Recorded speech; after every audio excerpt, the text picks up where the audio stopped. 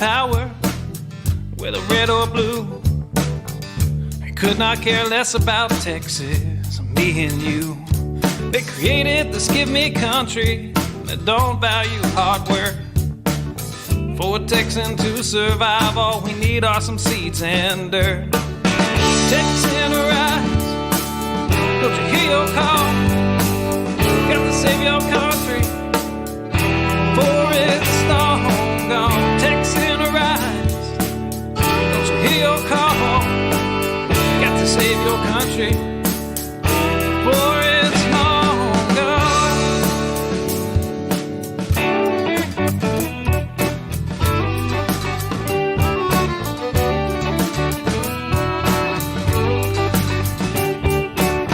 We believe in family and we value our community. Gladly lend a helping hand to a neighbor in need.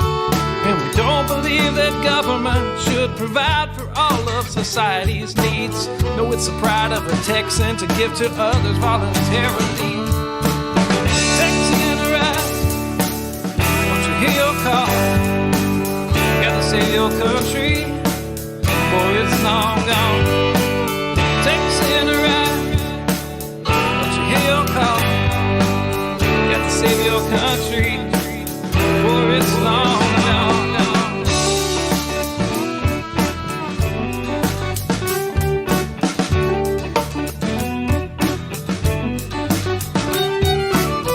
They like our tax dollars and they love our natural resources. They don't want to see us driving trucks, they'd rather see us riding horses. And now they want to ban our guns, you know, especially the ones that look scary. But may I remind you of the Gonzales Cannon and the Alamo heroes we buried. Texan rise, don't you hear your call? Got to save our country, for it's long gone. Texan rise, don't you hear your call? Got to save our country, for it's long gone.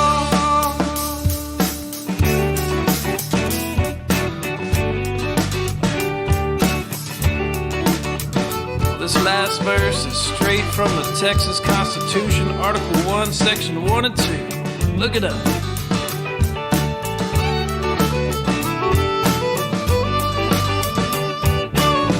Texas is an independent state, yet presently we suffer. We no longer possess the right to locally self-govern. And now it's time as a people in which all political power is inherent. And in such manner we find expedient, we reform or abolish our government. I said, Texan rise, don't you hear your call? Got to save your country, for it's long gone. Texan rise, don't you hear your call? Got to save your country, for it's long gone.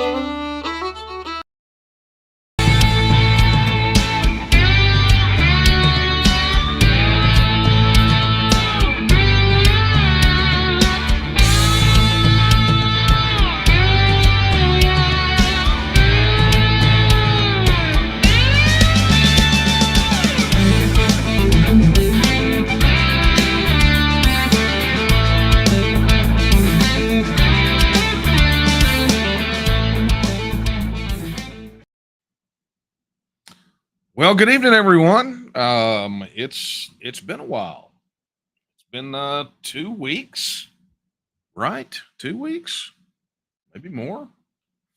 Wow. Okay. Well, here we are. It's time for another coffee talk. This is going to be the mother of all decompressions, because you guys have flooded my inbox with questions for tonight.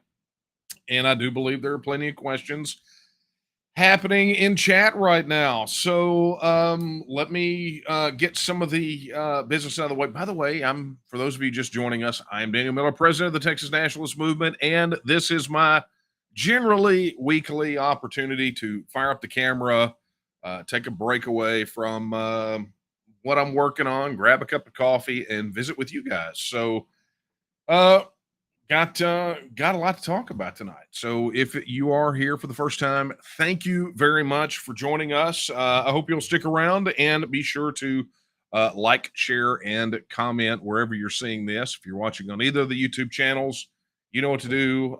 Hit that like button, hit that subscribe, and the notification bell so you can get notified whenever we go live or post new videos or whatever. And of course, if you're watching on any of the Facebook pages, you know what to do over there.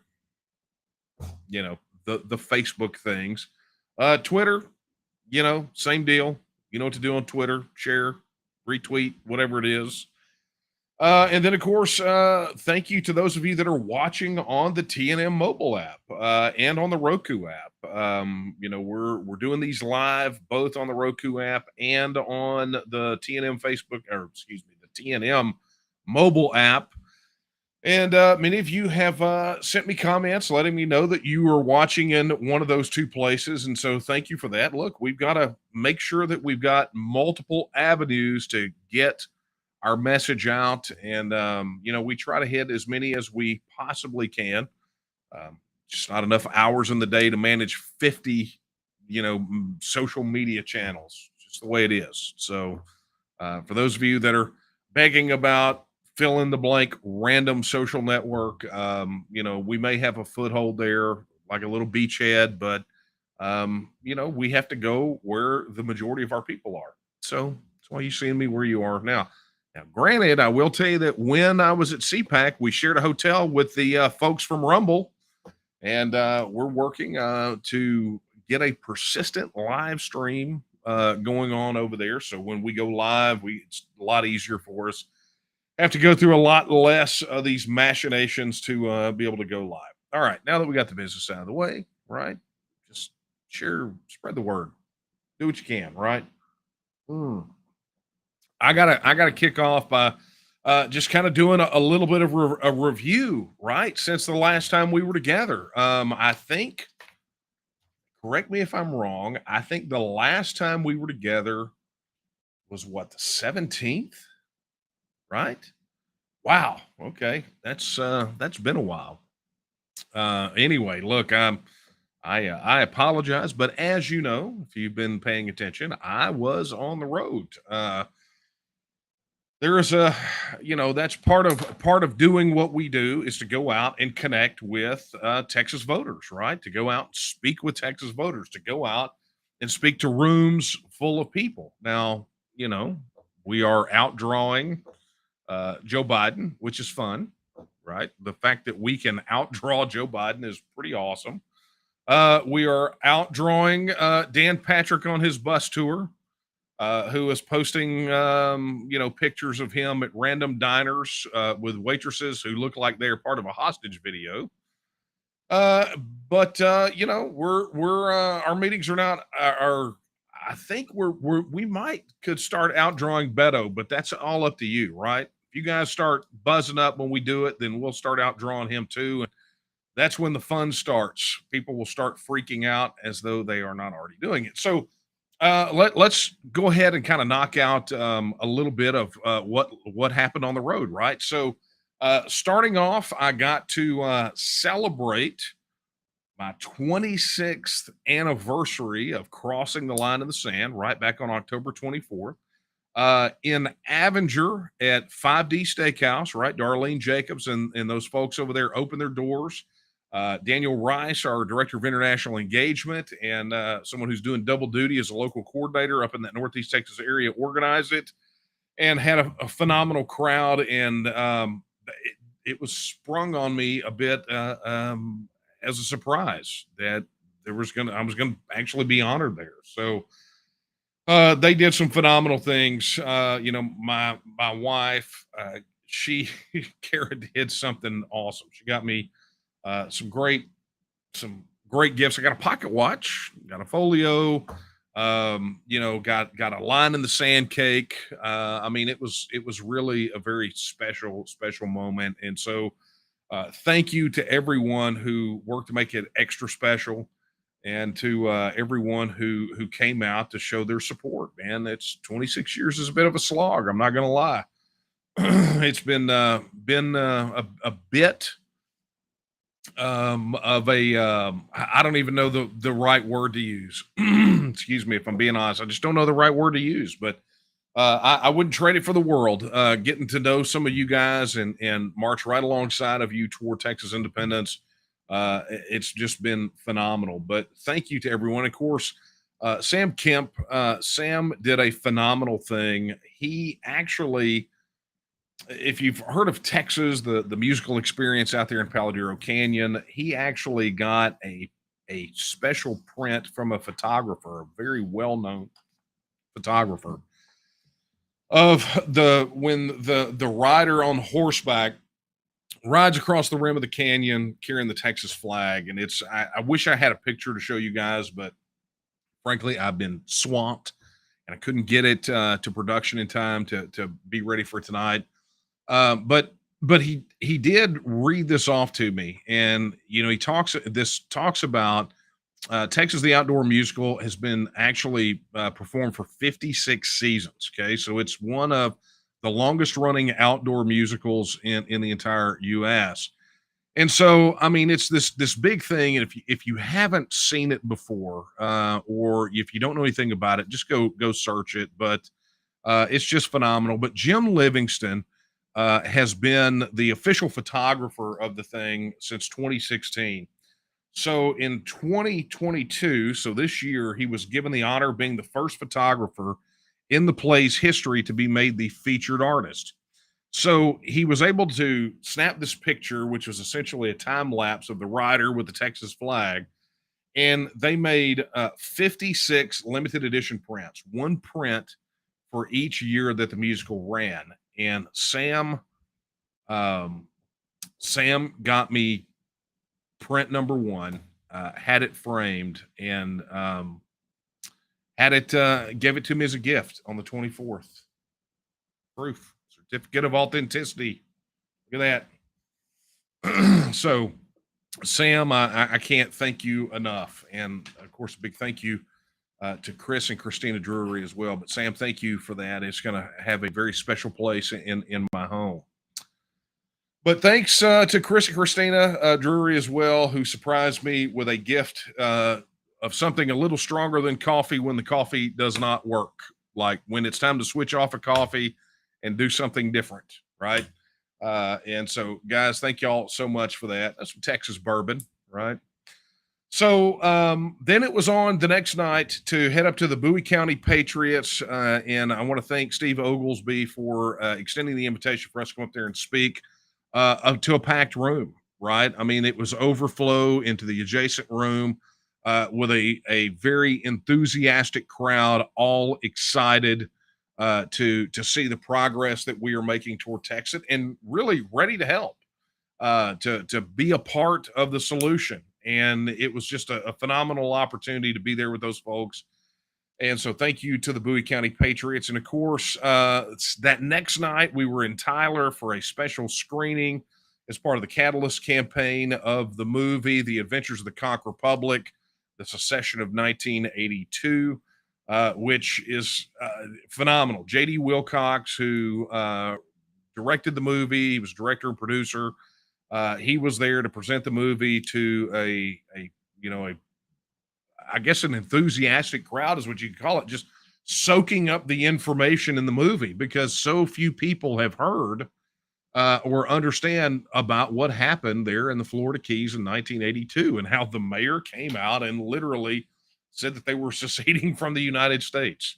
It was a phenomenal work, and if you get an opportunity to see it, be sure you take every opportunity you can. JD, thank you very much for making that available to our people. And again, thank you to Christina Drury and Charles Turner, the local coordinator, deputy local coordinator there at Tyler, for organizing the event there in Tyler. And of course, to David and Lori Brunig for helping gather up folks from their group there in Bullard to come over.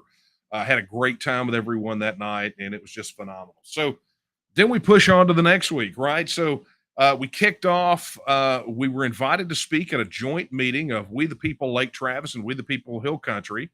And it was held at One Shot Distillery there in Dripping Springs. And I want to thank Jennifer Fleck for the invitation. I got to meet Jennifer a few years ago, actually. And man, she's just a dynamo. If you don't know Jennifer, get a chance to meet her. You need to get to know Jennifer. She is a ball of fire, and she loves her some Texas, right? But Jennifer invited us, and then of course, part of the problem was a venue. And Colonel Phil Waldron, many of you guys may know him for his work on election integrity issues. His name has become quite prominent. That was the One Shot is his venue, and he opened it up and actually got to participate in the Q&A, right? So when people ask me the question about won't we get invaded or any of that kind of fictitious bull crap, I answered it, and then the colonel chimed in and kind of laid down the gospel from a military perspective, and essentially saying our answer is 100% correct. What we were saying is 100% correct. So it was nice. I even invited him to go on the road with me. So we'll have to see how that turns out.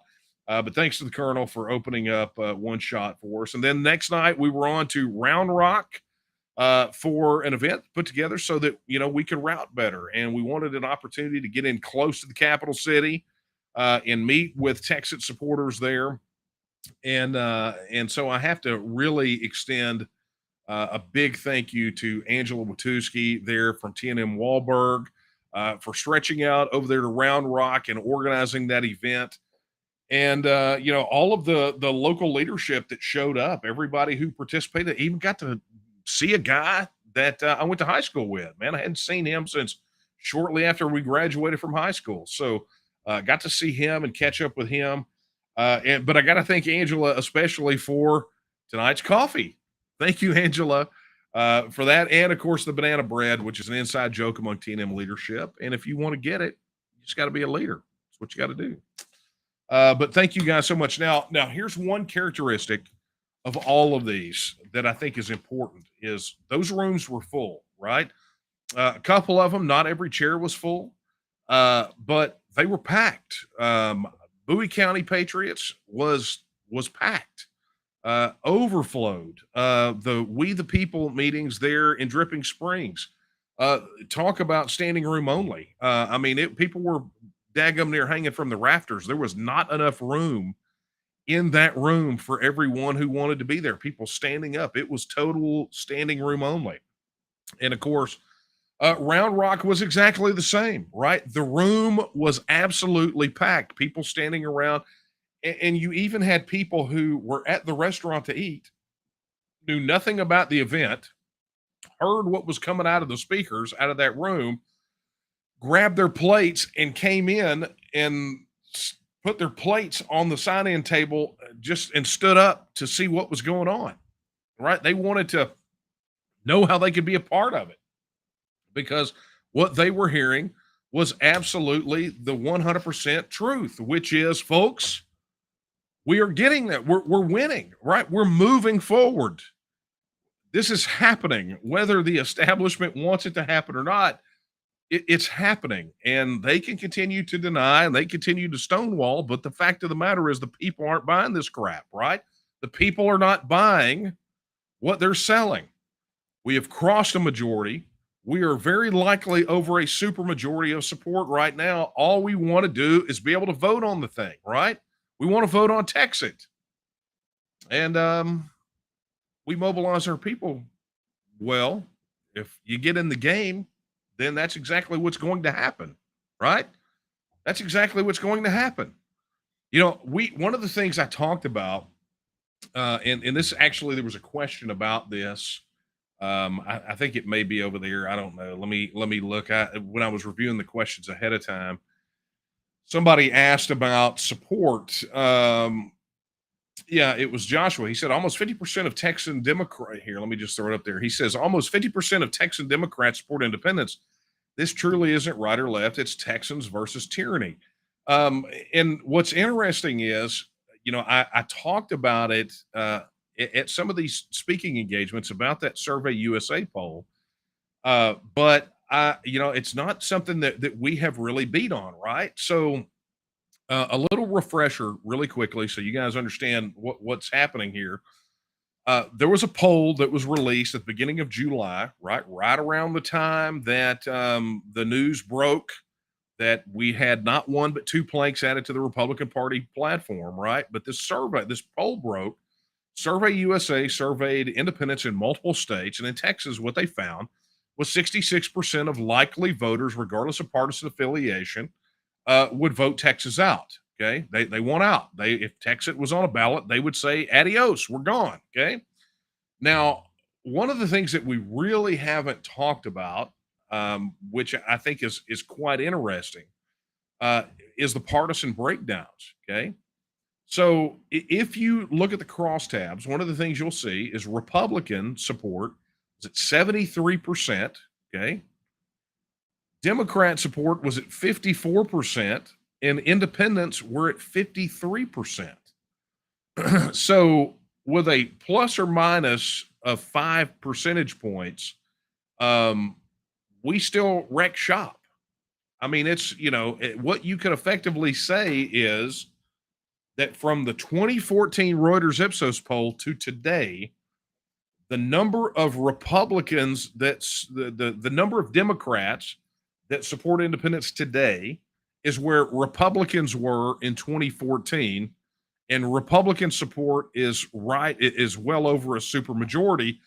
But even more importantly, we've shifted independence, right? So even at 53%, we're right at a majority. I mean, if you take the worst case scenario with the margin of error, we're close enough to a majority to make it in play.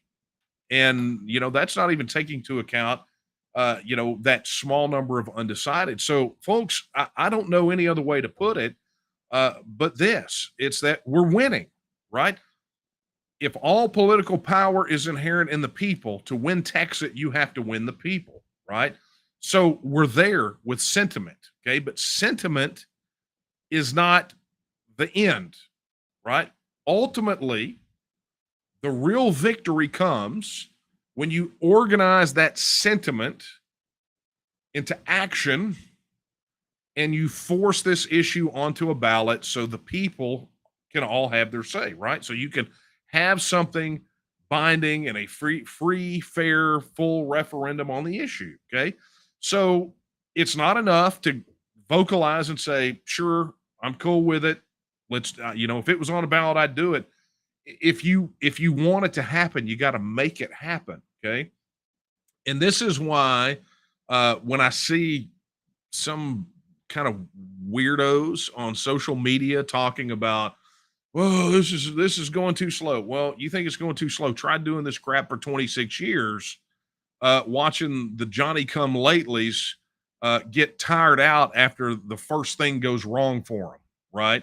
Or somebody say, I want TEXIT. I was like, okay, cool. So what you're telling me is you want to win. They're like, yes, I want to win.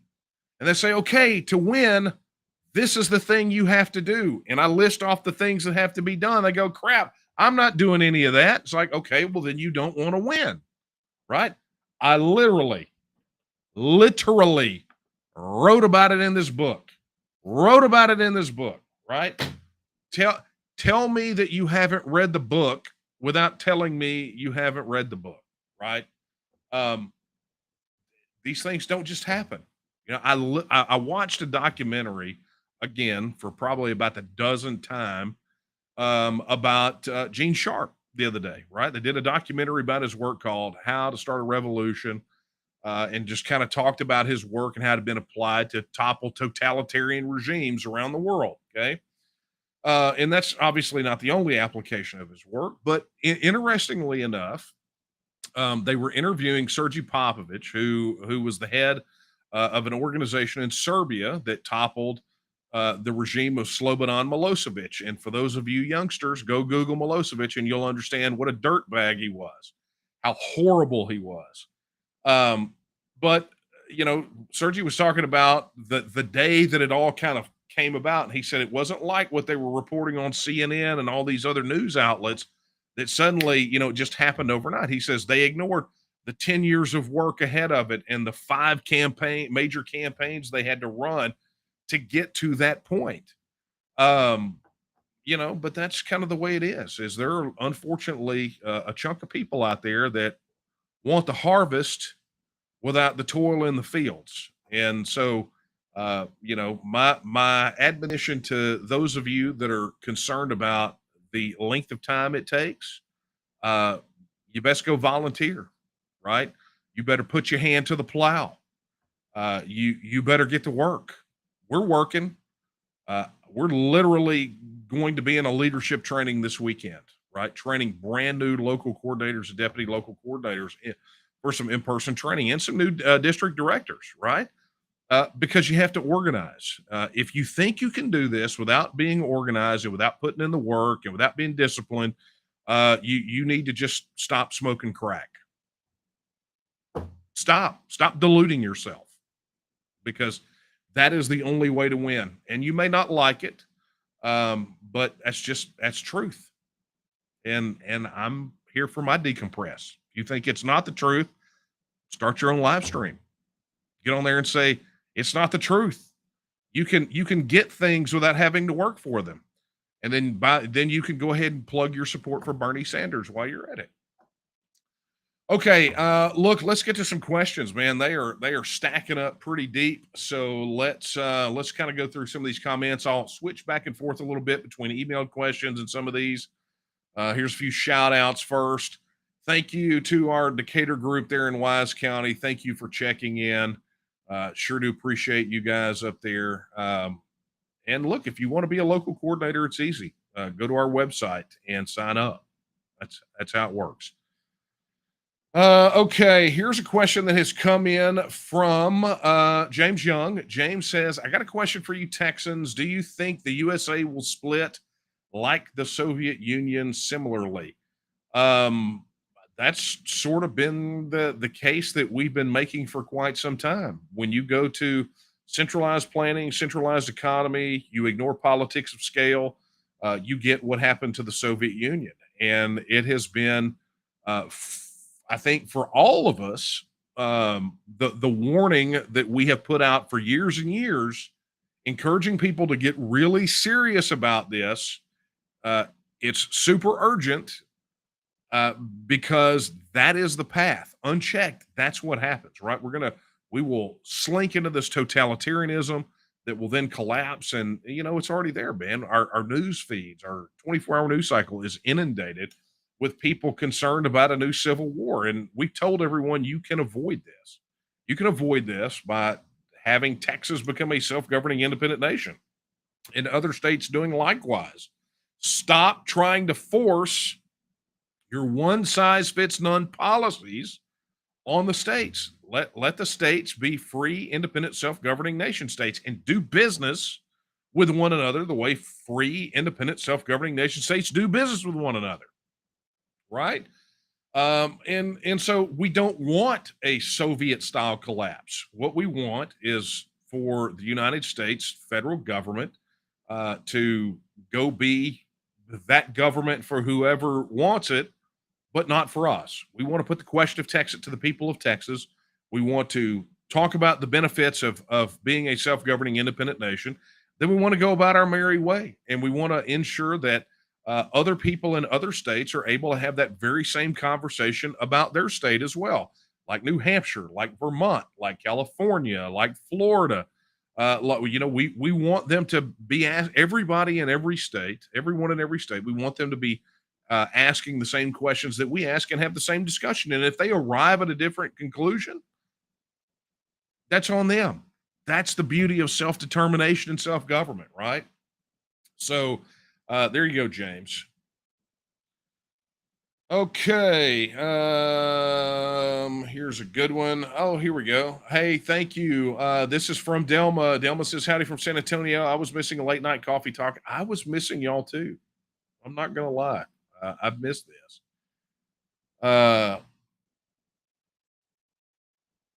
Let's take a look here.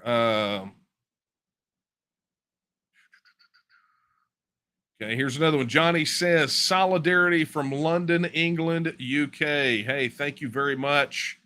Always good to hear from our Brexiteer colleagues over across the pond. Got a new PM over there. That's going to be that's an interesting conversation. Obviously not for here, but that would be a good conversation. Frank says, any chance of ever running a TEXIT radio commercial to spread the word? In fact, we have one and have run it.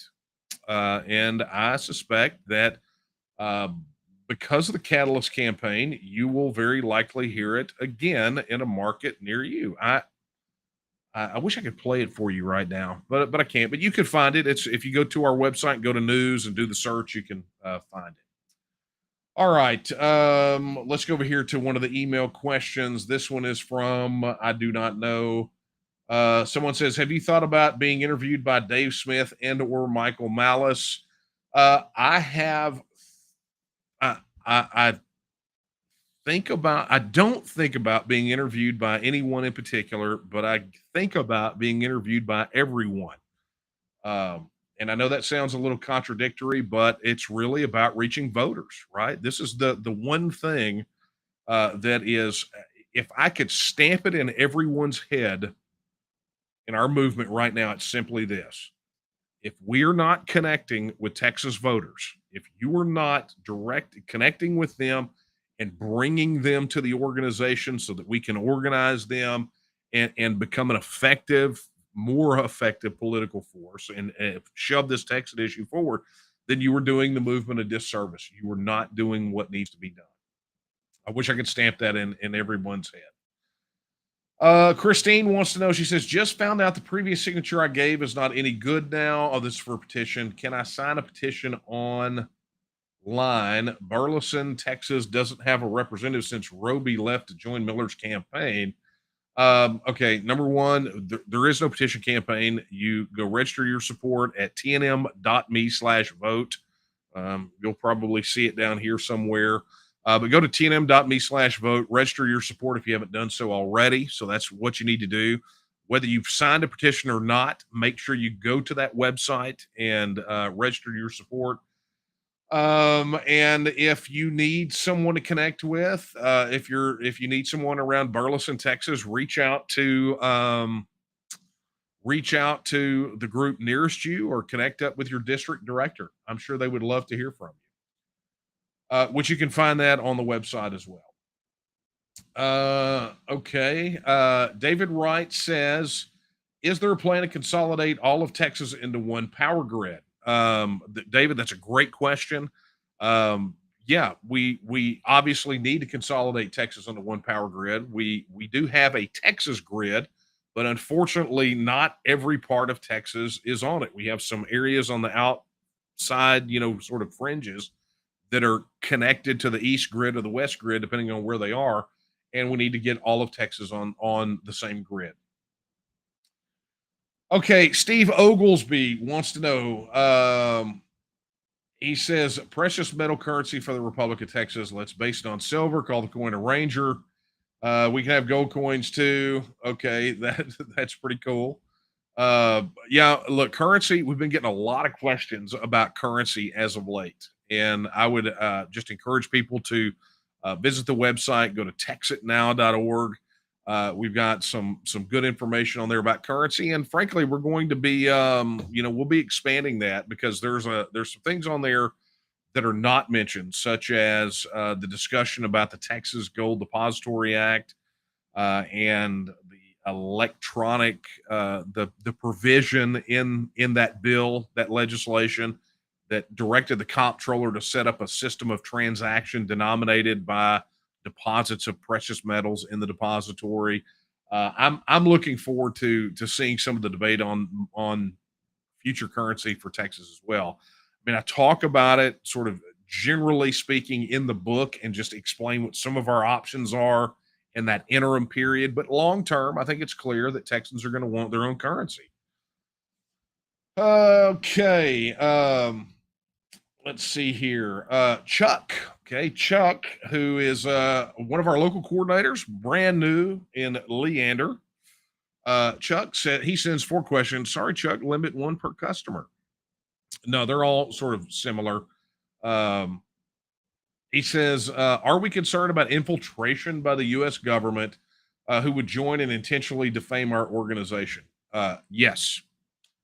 2, do we have enough safeguards with background checks and the like to prevent FBI infiltrate defamation from happening? Just so you guys know, we background check everyone who applies for leadership, right? We don't background check supporters, we don't background check members. But when people do apply for leadership, we do background check them. And, we have a whole series of things that we do. But look, you always have to be on the lookout for people that have their own agendas, regardless of whether they're, alphabet soup or just everyday wackadoodles. I mean, we've had to deal with that here recently as well, where people have their own agenda and it doesn't happen to be our agenda, and they got to go, right? So we do that. Okay. Chuck also wants to know: should the United States not agree to a mutual defense compact, can we join NATO under their open door policy during the transition period? By agreeing to spend a percentage of our GDP on defense. Okay, so interesting thing about this question. Number one, NATO calls it an open door policy, but NATO doesn't truly have an open door policy because NATO's charter specifically says that it requires unanimous consent to bring someone into NATO, and I'm not entirely sure that we would want to join NATO. We might. I'm pretty sure that Texas will look at that 2% of GDP for defense spending as a floor and not a ceiling, right? Not anything to aspire to. Let's be honest. But look, there's some other options for us. There are some international covenants, treaties, and agreements related to defense, including this one's interesting: the Inter-American Treaty of Reciprocal Assistance. You probably have seen or heard it, maybe called the Rio Treaty.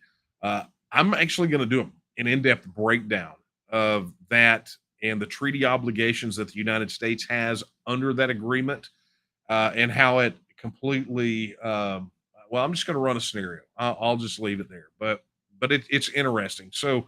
I don't know that we need that, and if the U.S. refuses to sign on to a mutual defense compact, NATO may not be our best option, but that one that I just listed might be. And the entry requirements are rather interesting, and what the U.S. can do about it is pretty interesting as well. Spoiler alert, not much. Okay. Ty wants to know, a currency question. Would we continue to use the US dollar? Cover that. It's in the book and it's on the website, so check that out. He says, would we continue to use the US dollar for currency or something else? So boom, go check that out, texitnow.org, or read the book. How do we reconcile the Texas portion of the national debt or federal debt? Let's stop calling it national debt. It is federal debt. So those 2 questions are covered on the website and in the book. They're both dealt with pretty extensively. The third question is, how realistic is it to think we can get TEXIT on the ballot in the next 2 to 3 election cycles? Look, I think it's realistic that we can get it on the ballot in November 2023, but things have to happen, right? If I could go down there and wave a magic wand, we'd already voted on this, but it's going to take maximum participation from a maximum number of people to make this a reality in this session. And the clock is ticking, right? General election is in November at the beginning. 2 weeks later, pre-filing for bills starts, and then it is a dead run to the start of the legislative session. and that legislative session lasts 140 days, right? So you don't get to wait until halfway through the legislative session to decide you want to do something. The time is now, not a week from now, not a month from now, not 6 months. I mean, it's now, right? This is where the work starts. I cannot impress upon everyone enough how important it is to understand that now is the time. You don't get to say, oh, well, the session's here, it's now time. No. That's also a time, but it is not the time to start. Now, right now is the time to start. So, how realistic is it? Look, I think our prospects are phenomenal, right? We've got popular support. That's great. We've got an army of volunteers that are ready and willing to go work, but we need more. The army is not nearly large enough. We don't have enough local leadership. The local leadership we have now is stellar, but we do not have enough. Right? If you live in a city that is not organized right now, you need to go over to the website and you need to go say, "Look, I'll be a leader. I'll help organize." Right? Go do that. Our goal is to have 1,000 local groups by the end of next year. Our goal is to have a substantial number of those by the end of this year. And I think we could be on track to do that. But I can't put a gun to anybody's head and make them be a leader. Sometimes, you got to do like I did. Just a couple of weeks after, I crossed my proverbial line in the sand, August 24th, 1996. I was at a meeting where the leader bugged out. The guy who organized the meeting was threatened with his job, and he picked his job over his principal. And I get it. Sometimes you got to do that, right? But that's not me. I'd have quit a job in a heartbeat if it was give up Texas independence or keep a job. You know what? I'll go find a job. I was looking for a job when I found this one, right? But he made that choice. And so there was a room full of people and there was no one there to organize or lead the meeting. And someone asked, "Does anybody here know how to run a meeting?" And I jammed my 22-year-old hand in the air and said, "Okay, me. I mean, I've done it. How hard could it be?" Right. And here I am, still running a meeting, still doing it. Wow. So your expectation should be set based on your level of participation, your personal level of participation. My expectations are super high because my level of participation is high. So my expectations are always high of where we're going to get, where we should be, what others should be pouring into this thing, right? So it's just the way it works. So Ty, thank you for your questions. Penny. Okay, let me tell you, Penny's story. Phenomenal Spitfire, man. She was so hot to trot on my LG campaign. And Penny, I appreciate you. This is an awful lot of question. So let me just see if I can distill it down. It says, what is the difference between human smuggling and trafficking? Nothing. It's the question is Governor Abbott smuggling, violating Republican Party legislative priority, or committing sedition? Honestly, if you're, I mean, I don't know if you're talking about him busing illegal immigrants to those other cities outside of Texas. I would characterize it as a deportation. As I've said, I said it in an interview today over on One America News. We floated that plan originally 12 years ago to highlight the problems with federal policy on the border. And so, thank you, Greg Abbott, for mining the news archives on our website, but we're past that point, right?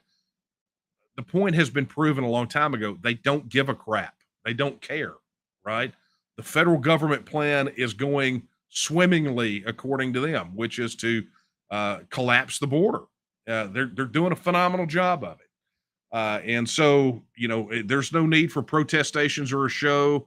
I mean, it's great when we get to see those mayors who call themselves sanctuary cities screaming for help. I mean, that's all fun. But what's not fun is the fact that we are living in a state of being where our border is effectively under control of the drug cartels. That Texas has now become number one or close to number one for human and sex trafficking out of all the states in the United States. And we've got a real crisis on our hands, and it is a forced crisis by the federal government. And frankly, it's enabled by inaction or ineffective policy positions by the state government. So, I don't know that I would characterize it as anything other than a deportation. But I think the real challenge here that we've got to face is that we need solid action at the border, and the only way we're ever going to be able to get full control over our border and immigration policy is to become a self-governing independent nation. If you are motivated by the border, then you ought to be working twice as hard to make Texas free and independent, because otherwise you're trying to bail out the Titanic with a mop bucket, and that's just not going to work. Okay. Alan Churchman says, what are the TEXIT plans for Social Security and Medicare? Man, I mean, you know what? I never thought I would miss that question. And here it is for me. The last I read, it was, we'll address it when we secede from the USA. Well, you never heard that from me, because I don't ever say we'll address it when we secede from the USA, right? Please prove me wrong, because that dog don't hunt in my pasture. Well, I like the way you phrase things. Social Security, federal pension benefits covered here. Also, texitnow.org. Not going to way too much to get into, but the simple answer is, current federal policy says you get federal pension benefits, and if the federal government decides to change their policy and add Texas to the list of prohibited countries like North Korea, Syria, Cuba, Iran, Belarus, then the money that we save, right, because we overpay 103 to 160 billion dollars annually into the federal system. The money that we no longer will overpay will be more than enough to cover federal pension benefits, so we don't let grandma die in a ditch. The real question to federal pension benefit recipients really should be this: how long are you willing to hang on to the federal system that is taking away your freedoms and bankrupting your federal pension fund, right? How long are you willing to hang on to that in exchange for that check they give you? Don't think Texas won't take care of its senior citizens. I think inarguably, I think we will do a far better job than the federal government ever thought of. Just like when we were talking about Texas taking care of its veterans, right? Or having a sane immigration policy. I don't think there's anything that the federal government does that Texas can't do far better and far more efficiently for far less money. I mean, it's the federal government is like King Midas's, slough off younger brother. Everything they touch turns to crap. So, how long are you willing to live with that? Okay, let's see what we got here. Got a couple of questions.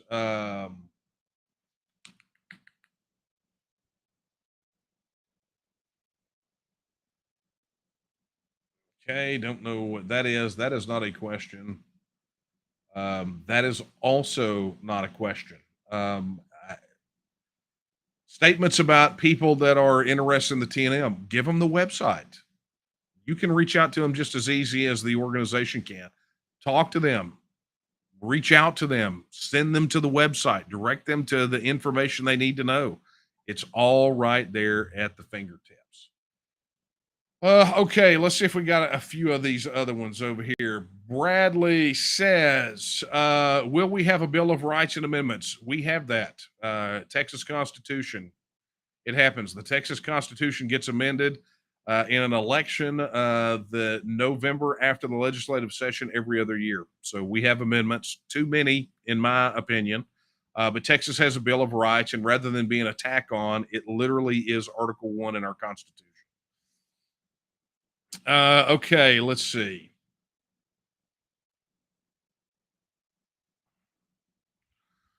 Okay, here's a question. Horns7 on YouTube says, will we have dual citizenship, or will we have to give up our U.S. citizenship? That is a legislative question, right? So when we look at what happens post-Texit, we have to ask ourselves, number one, first thing that needs to happen is Texas needs to set its own citizenship policy. Who is a citizen? Who is not? How do you qualify to become a citizen? If you're not a citizen, how do you become one, right? We will have to put into place all the statutes related to the definition of citizenship for the new independent Texas. Okay.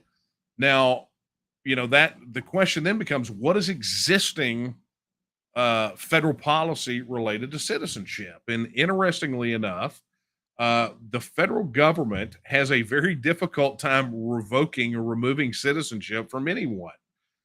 which I think is quite interesting. And that's how you wind up with so many people able to execute dual citizenship. Because while the U.S. Allegedly decries, and you're not supposed to be a dual citizen, federal policy makes it very difficult. Federal law makes it very difficult to strip someone of their United States citizenship. Now, you hear people renouncing their U.S. citizenship, but what is interesting is that as a U.S. citizen, other countries don't necessarily make you renounce your citizenship in the United States to gain citizenship in their country. Now, now let's just kind of take this to the Texas scenario. One of the interesting things, and our UK buddy on here could probably uh, dive off into this a lot more as well. But one of the interesting negotiated parts related to Brexit was the rights of UK citizens that were living in the European Union and vice versa. European Union citizens that were living in the UK and how that would affect citizenship status. And so it's really the answer. And you've heard me say this over and over.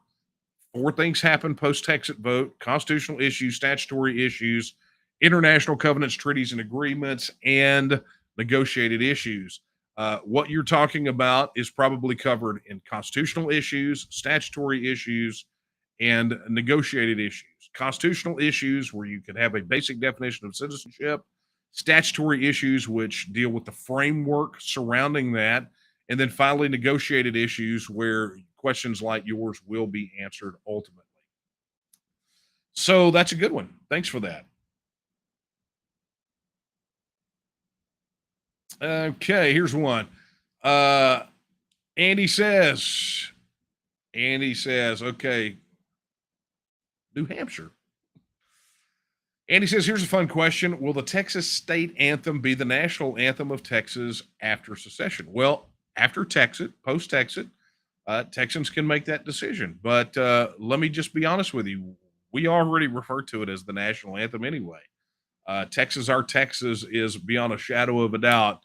I think one of the coolest state songs, but it's a national anthem, man. It's worthy. One of the things that we do as part of our local group meetings is we kick off meetings with the Texas Pledge and with Texas, Our Texas. And if you got good singers, great. If you don't, that's fine too. But I want to remind everyone, and actually, oddly enough, I talked about it way back in the day in this book. Texas, Our Texas used to be sung in every classroom decades ago at the start of the day. There was a time many decades ago where the Texas national spirit was really kind of pushed in the classrooms, right? So while today, they got the Bellamy Pledge and the Texas Pledge, there's not a whole lot of Texas, Our Texas. So we're bringing that back. It is our national anthem. I might even play that at the tail end today. Let's see if I got it on here. I don't. Sadly, this is what happens. You'd think after all these weeks I would have been plenty prepared, but you would be wrong. Okay, so let's go back over here. Catherine. Catherine says, how do we handle the socialists in the metropolitan areas, San Antonio, Austin, Houston, El Paso, Dallas? Something we've talked about many, many, many times, and especially when it comes to the urban areas. Excuse me. Wow.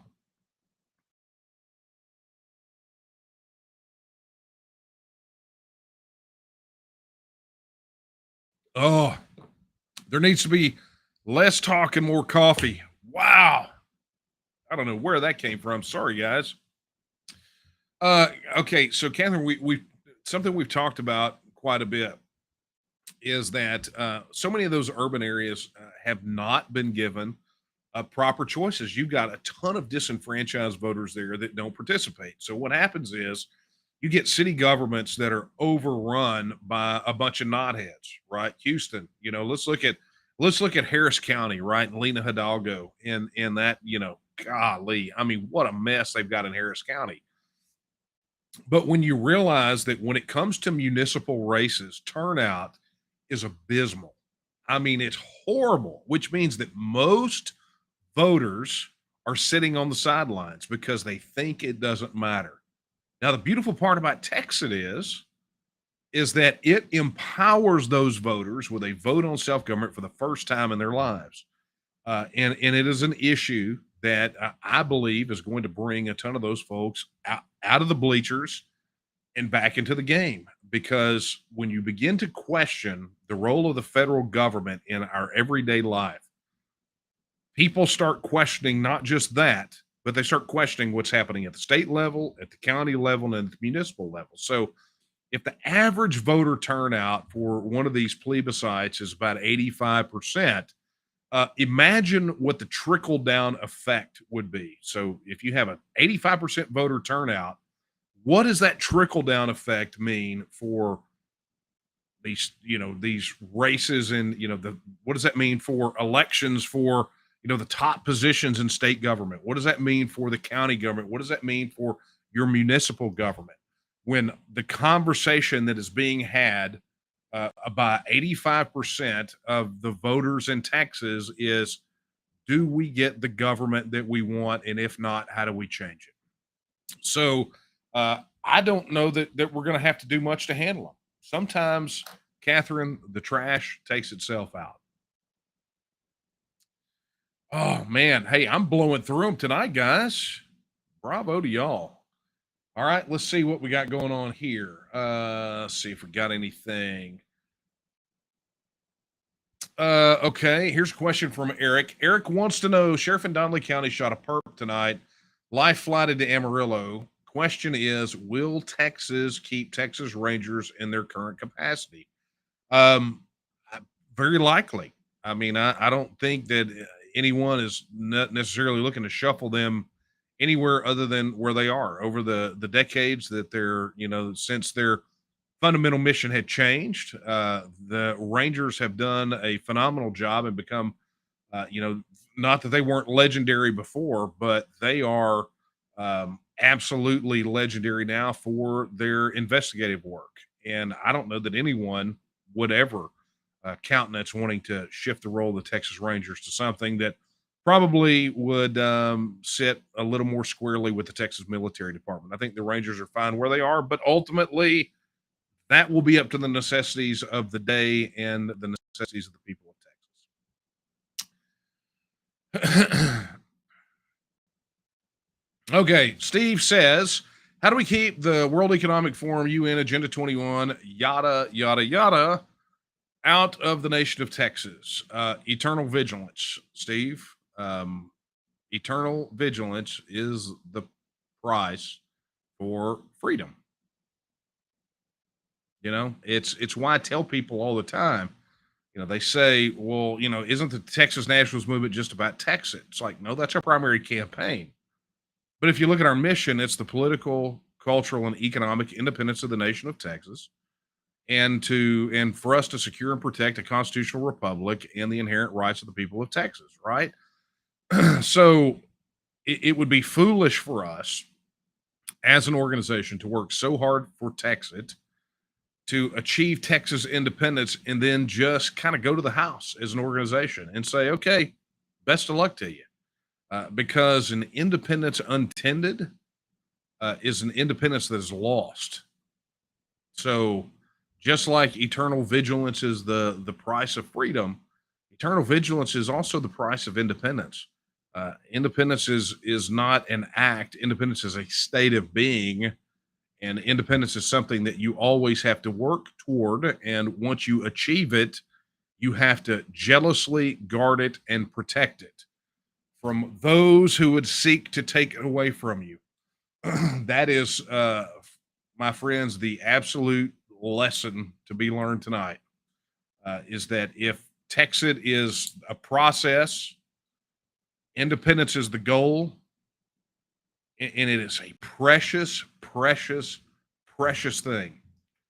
And we have to work for it as though it was one of the most precious things we could ever achieve.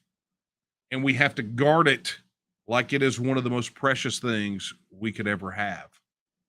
So Wow, that's a good one. Okay.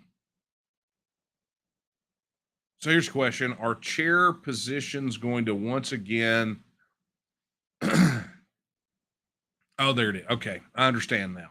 It's just weirdly worded. Are chair positions okay? So this is a question about chairmanships in the Texas House for committee chairmanships, right? Are chair positions going to once again be handed to Democrats this next session? This is the plan, from what I've been told.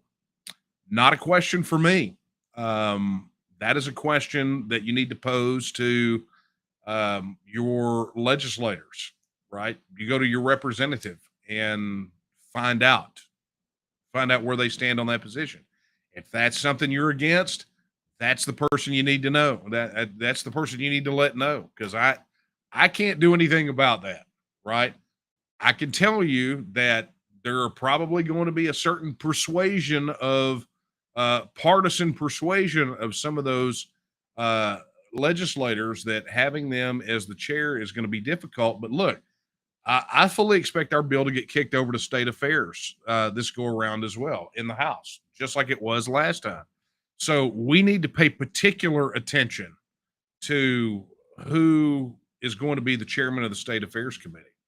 That is where you need to keep your eye, and you need to let the whoever you think is going to be the Speaker of the House, if that's Dade Phelan, you need to let him know in no uncertain terms where you stand on the issue. Is that if a TEXIT bill gets filed, when the TEXIT bill gets filed this session, you want it to get a hearing, and you want it to pass. You got to let them know. Let them know now.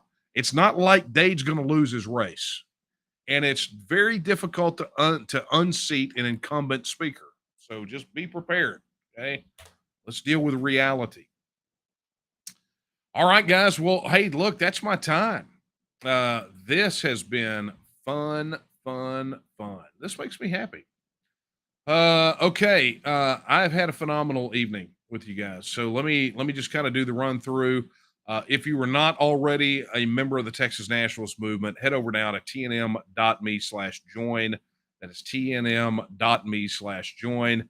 And of course, look, go find your nearest local group, become a part, tnm.me/local groups. And look, I even mentioned this earlier. If you are in an area that does not have a local coordinator, you could be the leader that we need. Head over to tnm.me/local. That's tnm.me/local, and help us organize another group. And let us not forget that the Catalyst campaign is going on right now, right? That major fundraising campaign that the TNM is rocking. And thank you to every one of you that have given so generously to this campaign, whether it's a $5 contribution or up. Your generosity is much appreciated. And look, it's going to be the catalyst that helps us make major progress. This is part of it. This is what has to be done. If you want to win, this is a thing you got to do, right? So that is 2 weeks or 3 weeks, really, of no coffee talks, all encapsulated in an hour. Wow. That was a wild ride. All right. So I will, Lord willing, see you guys next Wednesday night. I do not believe I have anything on the travel schedule. So I will be here, and very much looking forward to seeing each and every one of you here again. So I will leave you tonight. Oh, let me remind you as well. This Saturday, right? Second Saturday of every month, we do a wreath laying at the Alamo. And we're going to have leadership training in San Antonio this Saturday. And of course, that's already booked out for folks that are in local coordinator training. But if you were within driving distance of San Antonio, I would like to invite you to come out and march with us. You can find more details on the website. Go to tnm.me and look at events. And I'll play a video to help you understand a little bit about what we do with that when this is all over with. But until then, I will leave you with the words I leave you with every week, the words of Sam Houston when he said that Texas will again lift its head and stand among the nations. I believe that time is now. And the question is, will you stand with her? Good night, everyone.